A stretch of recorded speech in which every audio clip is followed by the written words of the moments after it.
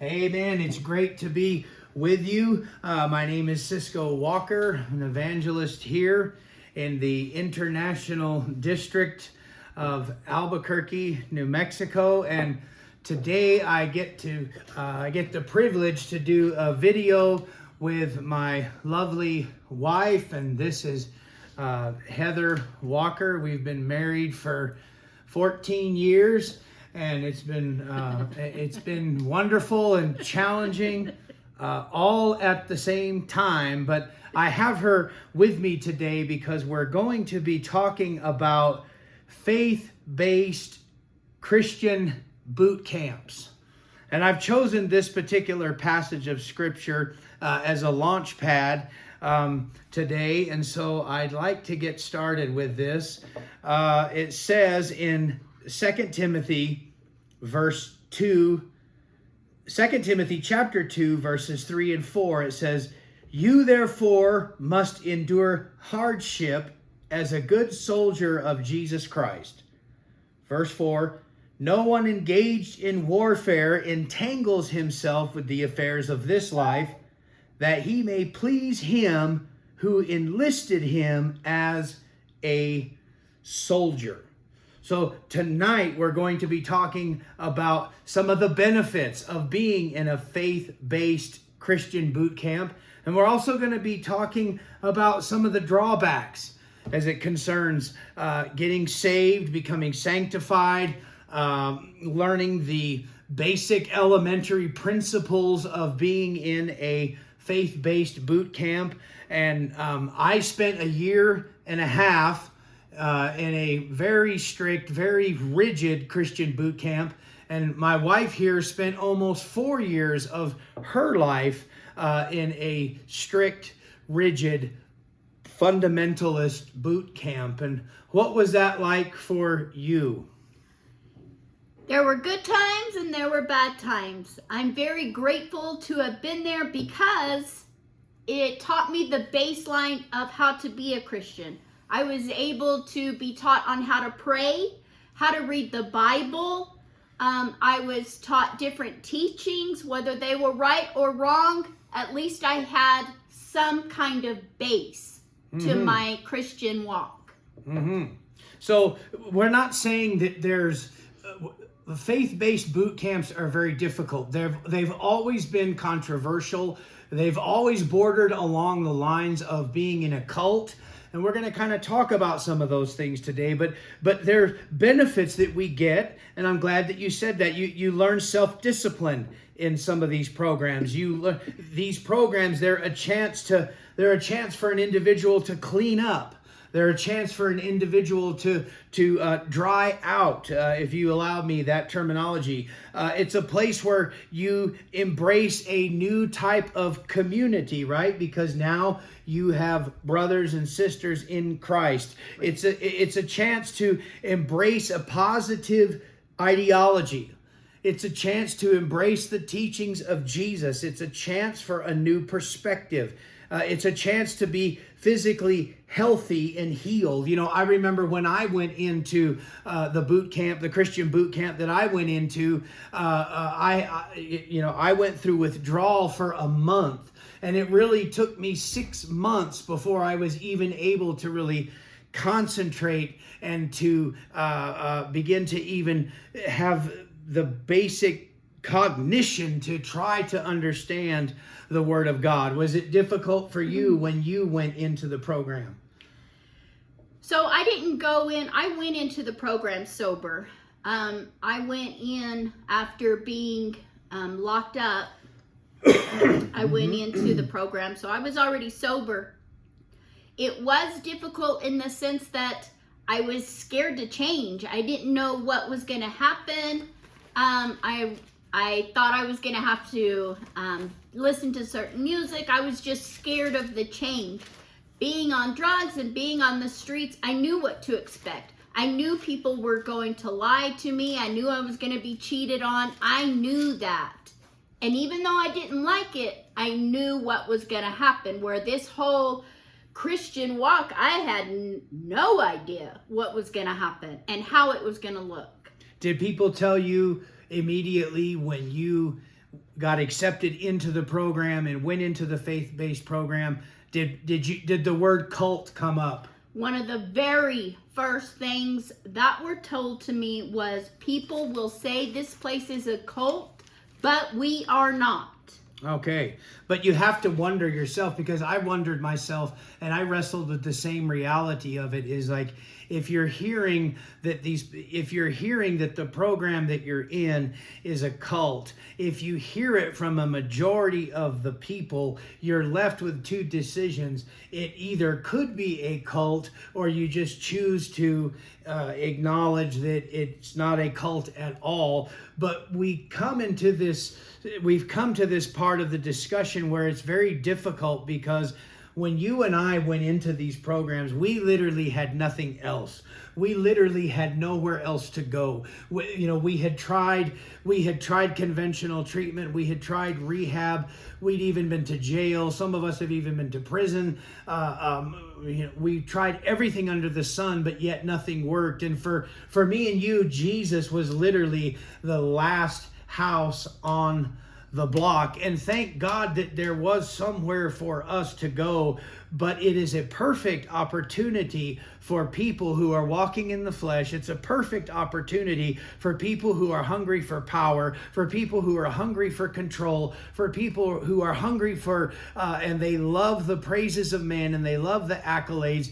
It's a perfect place for somebody that is operating in the arm of the flesh, or maybe even up to no good whatsoever at all. People can hide and lurk in these places, and they can take advantage of people, and I think that they do, right? Right. I spent almost 4 years there, and the first 9 months I was there, I wasn't on discipline. All right, you have to explain. People don't. So, what is discipline? What does that mean? So, being on discipline, you did different things. I ironed the pastor's clothes.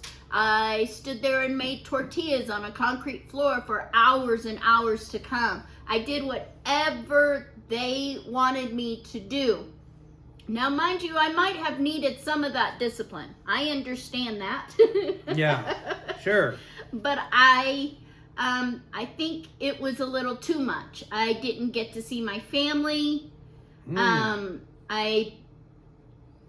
It was hard. Well, interestingly enough, a lot of these faith-based Christian boot camps, they do use cult-like tactics. And they use cult-like tactics, but it's under the guise of sincere or radical Christianity. And I'm going to read off a list of some of these tactics, and you kind of, when I'm done with the list, you kind of tell me if any of these ring a bell from your experience being in this faith-based program. Now, this faith-based program was a place that you couldn't leave. It was a place that you couldn't call your family. Like, there was literally no way out of this place. You could always walk out, but it's hard to walk out when you have nothing to walk to. But here's some of the cult-like tactics. Absolute authoritarianism without any accountability. That means if the pastor says it's this way, that's the way it is. It's dogmatic. There's no yes or no. It's either his way or it's wrong. It's either his way or it's, quite frankly, satanic. It depended on the leaders that were there. So at one point in time, I was put on discipline because being with the pastor's wife, she liked her Spanish rice browned a certain way. So when I went back to the women's home and they wanted me to make rice, I started making rice that particular way, and I got put on discipline because my rice was too brown. Okay, well, what is the discipline? What does that mean? What did you have to do? Whatever they wanted you to do. It was punishment, right? It was right. Punishment. It was some form of punishment, and you did whatever they wanted you to do. All right, let's look at the tactics. So the second tactics is there's zero tolerance for criticism or questions. Some of the other tactics are unreasonable fears about the outside world that often involve evil conspiracies or persecutions. Another cult-like tactic is a belief that former followers are always wrong for leaving, and there's never a legitimate reason for anyone else to leave. What happened when people, because I'm sure that in the time that you spent there, I'm sure that there were people, they were tired of it. They were fed up with it. They said, you know what, I'm not going to take this anymore. I'm not going to iron the pastor's pants. I'm not going to scrub toilet bowls. I'm not going to make tortillas. F you, I'm out of here. What was the general consensus of those of the flock when somebody would leave or deviate from the so-called group? How was that spun from leadership, even including the pastor? When somebody walked away, what did that symbolize? What did that mean? So according to what I was told, if you go to this particular place, then that is the place that God has called you to. And if you walk away from it, then you are walking away from where God has called you. So when women would walk away, I can't speak for the men, when women would walk away, it would be very, very devastating. And we would be very devastated. And honestly, I wouldn't know what to do with it mentally. Like I automatically thought that if you left that home, you were going to be going back out and doing drugs, alcohol, and everything that you did before, only twice as worse. So it was seen, so if somebody left, for the flock that was left behind, was it an act of betrayal?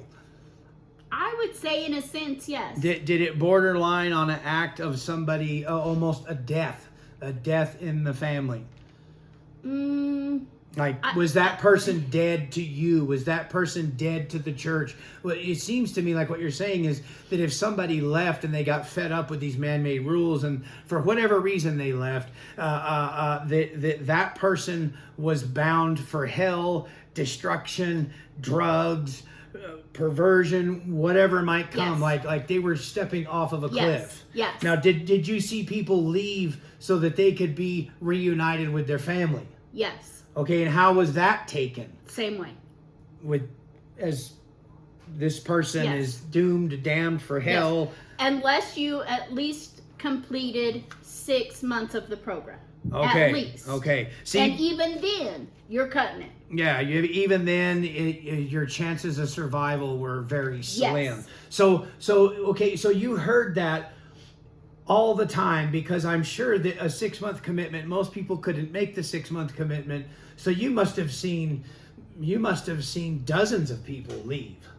Yeah, Yes. That had a deep psychological effect on you. You said you didn't even really know how to handle it, or you didn't even know how to process it, right? Right. And I was told, because I stayed on discipline a majority of the time that I was there, I was told by one particular leader all the time that it's better to do their discipline than it is to do God's discipline. Mm-hmm. You don't want to leave while you're on discipline, because God's discipline is so much worse than their discipline. So you see, some of the things that we're talking about, it does absolutely. Some of these Christian faith-based boot camps, they absolutely operate on cult-like tactics.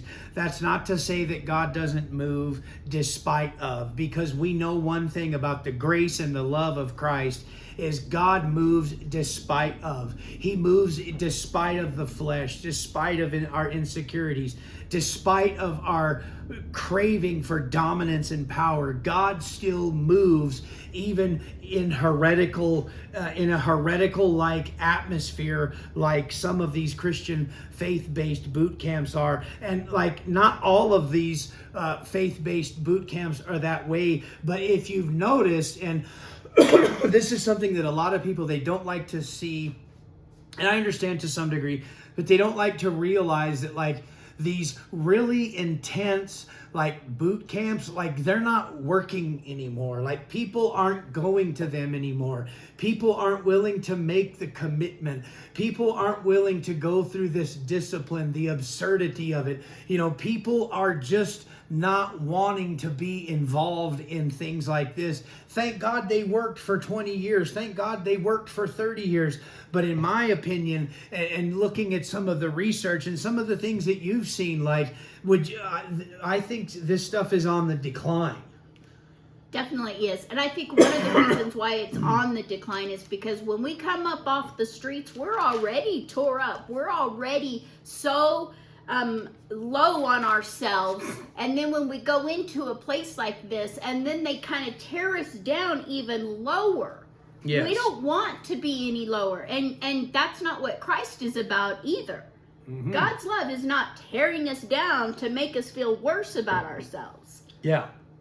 Now there is an important component that some of these faith-based Christian groups they do offer the great thing about getting geographical. And when I talk about getting geographical, I'm talking about when you come off of drugs or you come out of substance abuse, there is a period of time, even within a secular conventional rehab, where you have 28 days, you have 32 days, you might even have 90 days where, like, you don't really talk to a lot of people. You have to get away from all of the triggers, because triggers are real. And when you come off of drugs, you can go into a certain area, you can see a car, or you can especially smells even are very powerful triggers. I remember we grew up doing black tar heroin here in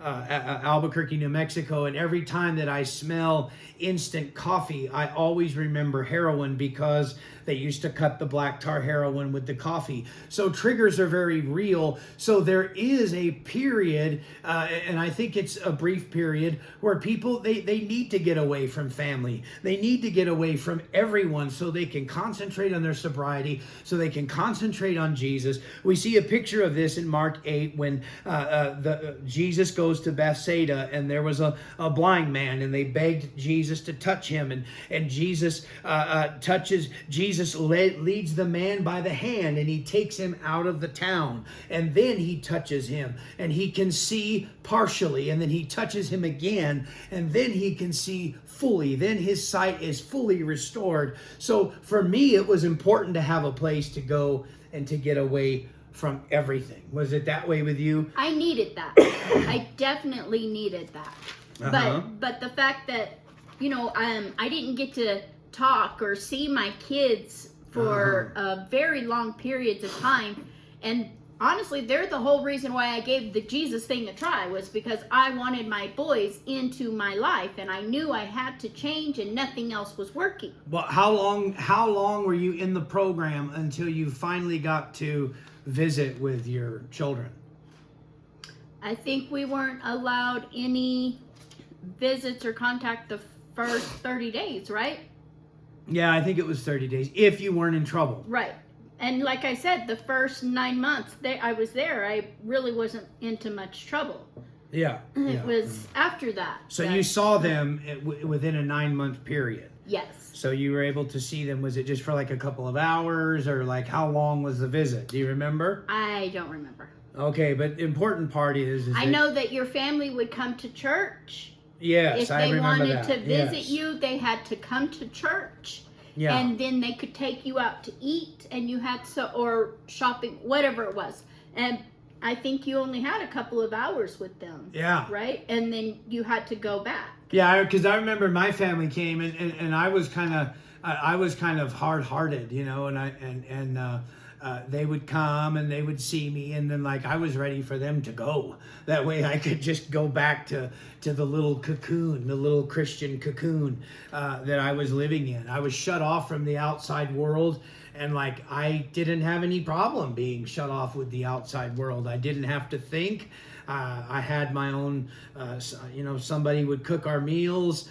We had Bible study. One thing I will say that I am so grateful for is the Christian faith-based boot camp, was that it taught me the value of prayer, and I was able to read the Bible, and I was able to hear literally hundreds of sermons. I was able to know, I learned where the books were. I learned passages I didn't learn a lot about the Old Testament, but I learned a lot about the New Testament. And had I not been in that Christian cocoon, had I not been in that incubated isolation, I don't know if I would have ever had the time to learn that. I don't think I would have taken the time to learn that. That's the best thing about it. You know, as the hardships went, the fact that we had a base of our Christianity. We got to learn the importance of prayer. We got to learn how to pray. We got to learn the Bible. We got to learn how to look up, you know, we had a baseline where I see a lot of people who become Christians don't have that.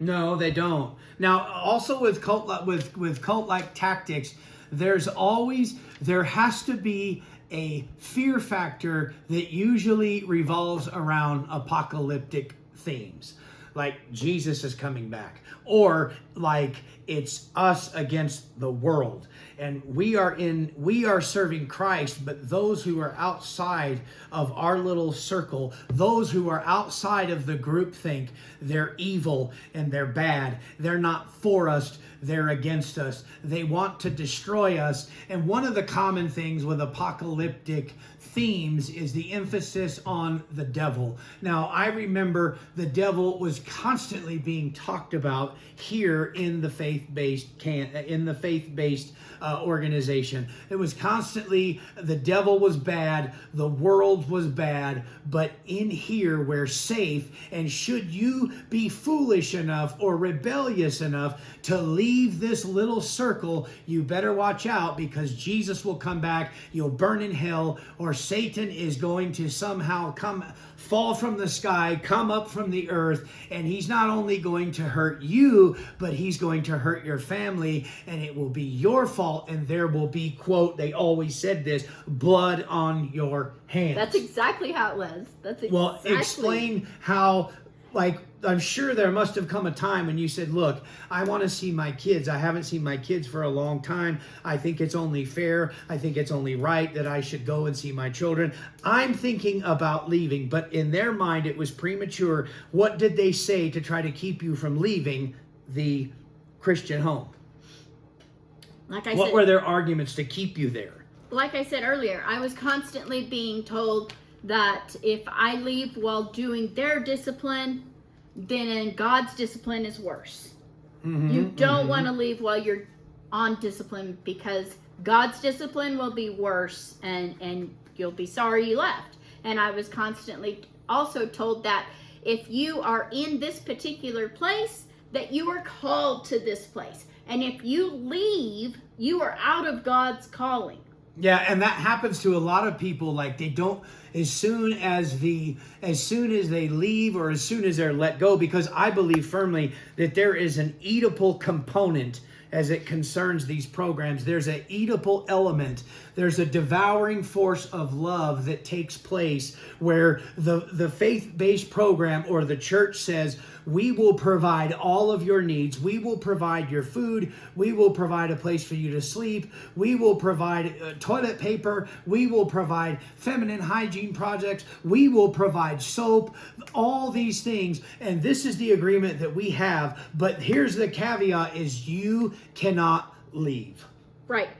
Right? And so you can get to a place, because people always say, well, how could you stay so long? Or how could this happen? Or how, you look at Jonestown and the people that would drink the Kool-Aid. You look at you look at the Branch Davidians and you think, how in the world did those women stay with David Koresh? How did they let him have sex with them? And how did they let him even have sex with their children? All those awful things. And you think, how in the world can people become so brainwashed? How in the world can people allow these things to go on for so long? But it's much more complicated than that. It's much more intricate than that. And it's easy to cast stones and to look at people and say how stupid they must have been, how foolish they must have been. But when you're fighting for your life, and when you're fighting for your sobriety, and I believe there's a lot of people, I believe there were Branch Davidians that they did love God in some capacity. We know for a fact that there were people in Jonestown that they really did love God, but it's something that happens very subtle. It's something that creeps creeps up on you, and then it becomes an eatable component. Because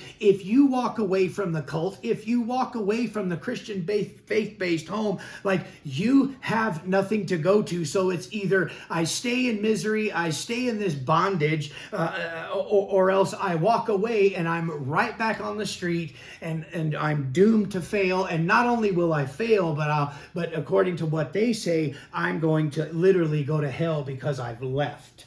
Yes. I was so scared to leave. And when I got in trouble for reading the Bible instead of doing my discipline, I said enough is enough. Mm-hmm. And that's when I left. Yeah, because, another component that we're going to talk about with these faith-based Christian homes is institutionalized and fear of leaving. We know a man who was in one of these Christian programs for 25 years. And you say, well, whose fault is it that he didn't walk away? It's his fault. And it's the church's fault for letting him stay so long. It's like raising a child. You can have a child and he gets to a certain age, and it comes to a time in a young man's life where 20, maybe 25, where you say, you know what, son, it's time for you to get a job. It's time for you to get an apartment. It's time for you to get out of the house. Or you can let that person literally not grow up. And I think what happens to people who stay in these places for too long, it's like a person who is staying in prison for a long period of time, and then they don't know how to deal with the outside world. I didn't know how to deal with the outside world. I was so scared when I got out. And thank God for my mom and my stepdad at that time. I was stuck to my mother's hip when I got out. I went to live with them, and my mom couldn't go anywhere by herself. I don't care if it was the bathroom. She could not go by herself because I was so scared to be by myself. Yeah. I couldn't function. And these are classic symptoms of a person who has been institutionalized. They experience anxiety, they experience depression, they experience hypervigilance, a disabling combination of social withdrawal or aggression. Like, you don't know how to fit into a regular conversation. And we're not talking about a room full of people that are drinking or a room full of people that are doing drugs. We're talking about something just as simple as going to the grocery store. Right. And then we were also taught you're not supposed to look at men. And the men aren't supposed to look at girls. So when you get out in the real world and you're trying to have a conversation with the opposite sex, you're automatically looking down like this. Mm-hmm. Well, some of this stuff with the cult-like behaviors, it reminds me, and this is why I always talk about it, it reminds me of the Stephen King novel Carrie, and how Carrie's mother is a fundamentalist, and the mother tries to keep Carrie away from the world, right? Carrie can't go to the prom, Carrie can't wear makeup, Carrie can't like boys, and the mother doesn't even tell Carrie about her menstrual cycle. So, the movie starts, or the novel starts, and Carrie's in the shower and she starts to bleed, and she thinks that she's literally dying because she doesn't even realize that she's having her menstrual cycle because her mother has kept her from just basic necessities, basic things in life, because her mother has tried to shield her from the outside world, because the outside world is evil, the outside world is demonic, and the outside world will only bring death. And I think this happens to a lot of people. There's that very crucial transitional period. So how long did it take for you to get to a place where, like, you weren't afraid all of the time because you'd spent so many years in the Christian boot camp? I don't even remember. I know I lived with my parents for a few months, and then I lived with friends after that for a while, because I couldn't function by myself. Now, don't get me wrong though, some of that I needed to learn, like, not, having to look down to talk to a man.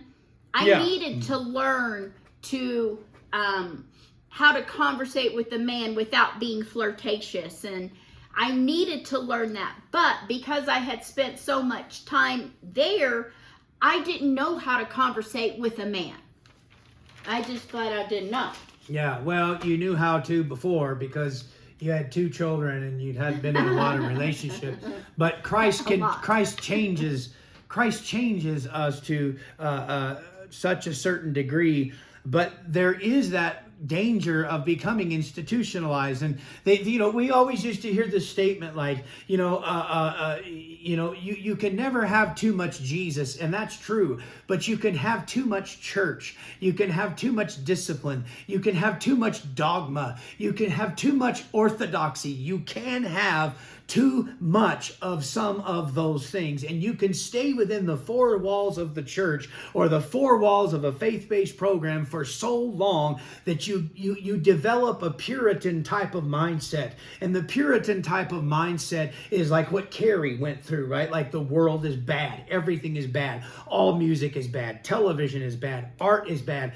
Anything that doesn't have something to do with Jesus Christ is evil. It's demonic. If it looks like a devil, I don't want anything to do with it. If it sounds like a devil, I don't want anything to do with it. And like that is some of the Puritan ideas where the world is bad. Everything in the world is bad. Well, there's things that you need in the world. You have to learn how to get a job. You have to learn how to interact with people. Right. You have to learn how to talk with other men and present yourself in such a way that they don't think that you're just interested in nefarious activity. So like you have to return to the world. You have to go back into the world because God created the world and he said that it was good. But you can stay too long in some of these places and these things can sadly happen to you, right? Yes.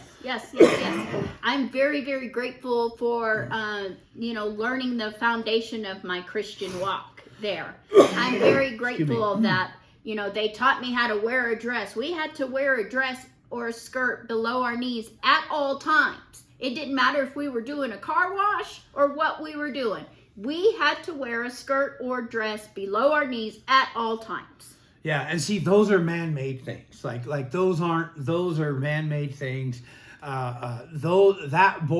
on the borderline of being fundamental. That is definitely a Puritan concept. I remember that the girls, they looked like the Amish. They looked like Mennonites. Yeah, and when we did car washes, we would wear pants or sweats or something underneath our skirts. Yeah. And so these things can they reach out and they get a hold of you and they can become very dangerous. Now something happens. I think there's two things that happen to people. Well, there's probably more, but for the sake of time, we're going to talk about two things that happen. What happens when the day comes?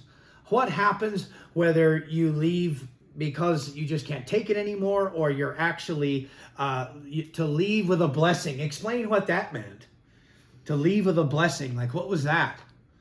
Because there was two ways you could leave. You either left with a blessing, because some of these Christian faith-based boot camps, like they're very shallow. Their idea of theology and the grace and the love of God is very shallow. It's very limited. So to leave, it's either one way or the other. They're very black. They're very white. They don't encourage abstract thought. So if you left one of these programs, you either left the right way or you left the wrong way. So what did it mean to leave with the blessing? The pastor would pray over you, and that was your blessing. And how important was that to the mindset? It was very important. Okay. Unfortunately, I did not see it much. Oh, so what happened if he didn't pray over you? You weren't going to make it. You weren't blessed. Therefore, you were doomed to obscurity. Yeah. A lot of these places, a lot of these programs that start like this, a lot of these very intense faith-based programs, once the leadership dies, especially the more grounded they are in cult-like tactics, once the figurehead, once the individual who starts it, births it, his vision, whatever you want to call it, however you want to wrap it all up, once that person passes away, usually the church and these institutions, like, they crumble and they fall apart because there's nothing to hold them together again, right? So you didn't leave with the blessing. I didn't leave with the blessing. A lot of people don't leave with the blessing, but yet still, nevertheless, you get out. But something either happens. You either get out of these programs, you move on to maturity and you bear fruit, or else you get out of these programs and you just become an automation. you just become a machine. And we've struggled with this with people who have been birthed in our ministries and gotten out of these ministries. It seems like they can never rise above what they've been taught. Explain the concept of once a homeboy, always a homeboy. Once a homegirl, always a homegirl. And you said you frankly didn't like that type of label. No, not anymore. So if you go to the home, it doesn't matter if you finish the program or you don't finish the program, you are labeled a homeboy or a homegirl. And for them, that is a great, great privilege. Yeah. Yeah. And I can see it to a certain point, but the road with Jesus is always supposed to be progress. It's always supposed to be moving forward.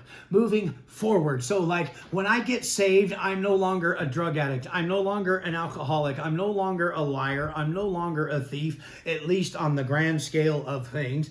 I'm not saying perfect, but like you're supposed to move away from those things. And I think you're supposed to move away from being a homeboy, move away from being a homegirl. I mean, those are very urban terms. Those are very slang type of words. And I think that we're always supposed to be moving forward with Christ. But we've seen so many who've gotten out, but they've never matured.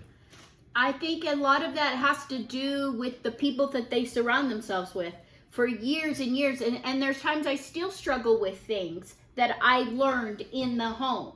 Yeah. There's still things that I just can't seem to get out of my head. And over the years, had it not been for you, I don't think I would have ever been able to grow and Jimmy be able. Swaggart. See, we got out of these environments and we stayed a couple of years in the small little rural areas. But then we went from one cult to another cult. We walked out of one cult into JSM, and JSM was a whole experience in and of itself. But at least at JSM, we were around other Christian people, and it was difficult for us because these type of programs, if you're not careful, they produce a lot of pride and they produce a lot of arrogance. And I remember sitting in Bible school, and I remember I kept talking and I kept making a fool of myself. And for the first year of Bible school, like I had to shut up and I had to realize, just because you know where all the books of the Bible are, just because they let you teach there, they let you do a few things there, you have a lot to learn. And it was humbling for me. Was it humbling for you when you spent time in Louisiana? Okay, so let's get one thing straight. My husband had to open up his mouth even before he went to Jimmy Swaggart's, okay? That was one of the things that I fell in love with, though, was because I could tell that he read and he prayed. Whether he was right or wrong in how he approached things, I could see God moving in his life. We just got married, and then we moved up to Louisiana, pregnant, with our first son. Had nothing, had absolutely nothing. I, for one, did not like Jimmy Swaggart's. Didn't like it. Didn't really go to church much there either, because all I ever heard from there was, we want money, money, money, money. It was, now I did enjoy going to the youth service with Gabe, right? Gabe was teaching at that time. Gabe was teaching at that time, the youth service, and that was one of the best services. I got to help out in children's church with, what was their name? Mike Mazeral. With the Mazeral family. And those, I got to learn so much from him and his wife. Unfortunately, because I was a felon, though, they wouldn't let me teach my own class. Now, my felony had nothing to do with kids. It didn't endanger kids, nothing like that. It just, stealing car, mail, drugs, all that good stuff. But I got to learn a lot. And Mazeral, I was so scared because I had messed up something. And I was so scared. I was crying. And I was so scared that I was going to be put on discipline. Yeah. And they were so nice, so loving towards me. And They weren't mad at me at all. They were like, Heather, it's okay. You're not in any kind of trouble. It was just a simple mistake. And I can remember just crying because I was so scared that I was going to be put on discipline and they were going to take my family from me. Yeah. Well, so today we've hoped that you have seen, now we're not against faith-based Christian programs. They do good, but you have to be careful. You need to be led by God's Spirit. One thing that we want to say is if there's help that's out there. A lot of these programs, they've learned to lighten up. They're not as strict on cigarettes. They're not as strict on psychotropic medications. And people say, well, what's the deal with cigarettes? Cigarettes is one of the most hard. Cigarettes is the hardest thing to get rid of. And there's some of these faith-based programs, like they wouldn't take you. Let's say you were schizophrenic and you needed medication for that. Well, like you couldn't go into those programs because they weren't going to give you the medication that you needed. They've learned to lighten up. Thank God that the church, for the most part, is extending more grace, extending more love. We want to always remind you that Vanguard is a very good program here in the city of Albuquerque, that Thunderbird is a decent program here. Now, there are those militant type of Christian faith-based programs, but I'm not here to promote those things today in any form or any fashion. You have to make up your own mind, but there is help that is available. You must be careful. Thank God for firm foundations. Thank God that we have made it out and made it through it, and we hope that some of these conversations about what's going on has helped you today. Is there anything you would like to say to wrap it up? And we're going into a strict program isn't always a bad thing. We needed that. Yeah. But you can't stay too long. I don't think I should have stayed 4 years. I think, maybe a year, maybe 2 years, I would have been okay. But instead I stayed so long, and I've struggled and struggled still to this day with certain mindsets. I struggle with them. Yes. Thank God my husband will be like, that's the old way of thinking. So we hope this has been beneficial for you. Today we've been talking about faith-based Christian boot camp. We've both survived it. We know many others who have survived it. And by the grace of God, we are moving forward. And we're not too bitter and we're not too angry about it. There are times that we are. But we wish everyone the best. And if you need help, get the help that you need. And Jesus will meet you where you are. Thank you. Good day.